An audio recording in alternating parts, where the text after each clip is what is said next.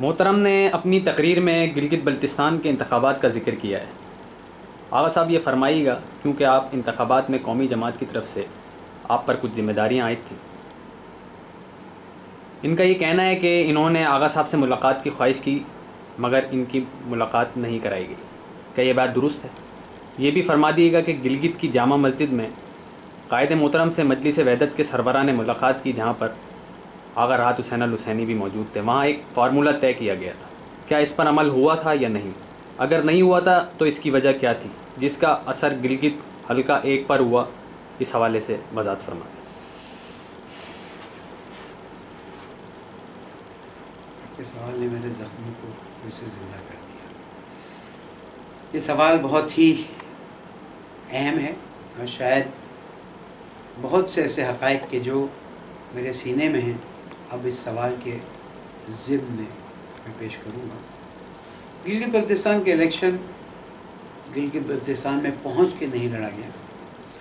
یہ الیکشن، اس کی تیاریاں بہت پہلے سے شروع ہوئی، خاص کر پابندی کا مسئلہ تھا جس پر ہم باقاعدہ کوشش کر رہے تھے، اور قائد محترم نے مسلسل اس میں رہنمائی فرمائی، اور بالآخر نومینیشن کے ختم ہونے کے کچھ گھنٹوں پہلے اللہ تعالیٰ نے کرم کیا اور الیکشن کمیشن نے اعلان کیا کہ پارٹی کالعدم نہیں ہے، اور ویسے بھی نہیں ہے الحمدللہ۔ گلگت بلتستان کے الیکشن میں جہاں پر ہم نے دوسری سیاسی پارٹیوں کے ساتھ رابطہ رکھا، ہم نے اپنے ان دوستوں اور بھائیوں کے ساتھ بھی رابطہ رکھا۔ کوشش ہوئی کہ کوئی فارمولہ، کوئی طریقہ کار طے کیا جائے۔ اس دوران گلگت بلتستان کے قم میں موجود طالب علموں کا ایک وفد آیا اور اہل بیت مدرسہ اسلام آباد میں میٹنگ ہوئی، جس میں ان کے بھی کچھ لوگ تشریف لائے تھے، ہماری طرف سے میں بھی تھا، اور ہمارے اور محترم بزرگ بھی ساتھ تھے۔ وہاں پر ایک صورت تیار کی گئی اور کہا گیا کہ اس پہ عمل کیا جائے گا۔ میں نے جب اس صورت کو علامہ واحدی صاحب اور ان کے ساتھ پھر مل کے قائد محترم کی خدمت میں پیش کیا، تو قائد محترم نے فرمایا کہ دیکھیں، الیکشن تو لڑتے رہیں گے، لیکن اگر قوم کے اندر کسی طرح کا تفرقہ پیدا ہوا تو اس سے بہت بڑا نقصان ہوگا۔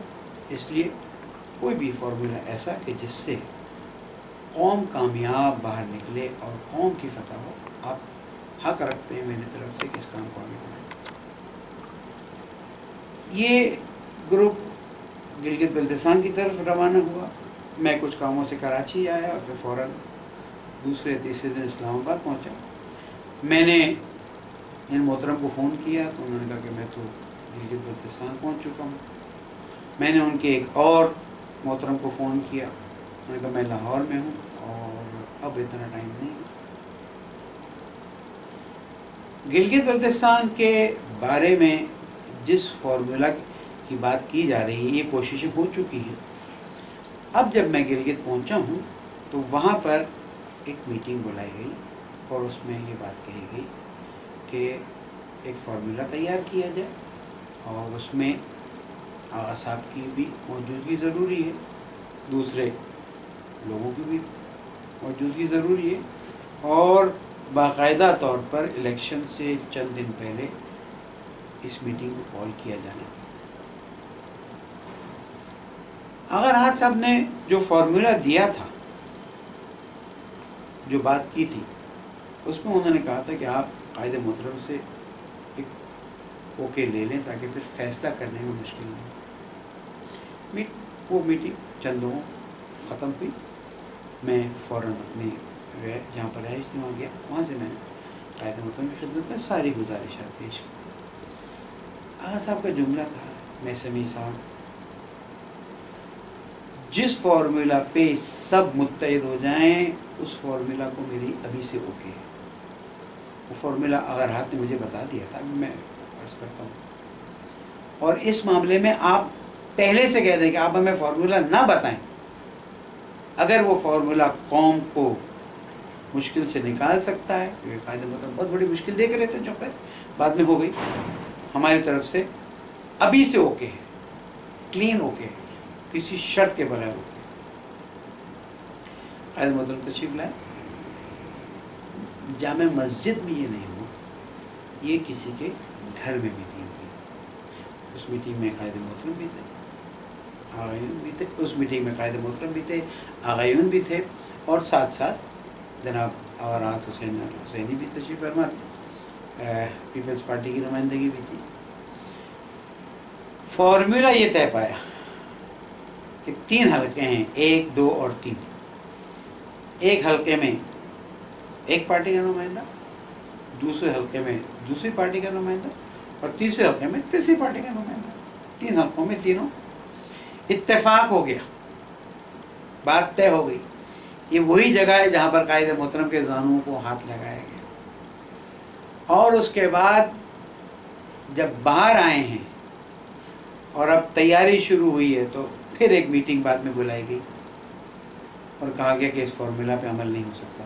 मैं नहीं कहना चाहता कौन है, चाहे खुद तहकीक कर किस तरह से ये हो। और इलेक्शन की रात हमने ऐलान कर दिया कि आगा राहत साहब के फॉर्मूला पर हम अमल के लिए राज़ी हैं। लोगों ने बड़ी बातें की, वो तो करते हैं, बातें करना तो लोगों का काम है।